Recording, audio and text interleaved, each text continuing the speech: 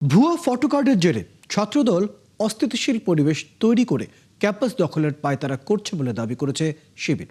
রাতে ঢাকা বিশ্ববিদ্যালয়ের বিক্ষোভ মিছিল পরবর্তী ব্রিফিংয়ে এমন দাবি করেন শিবির নেতারা।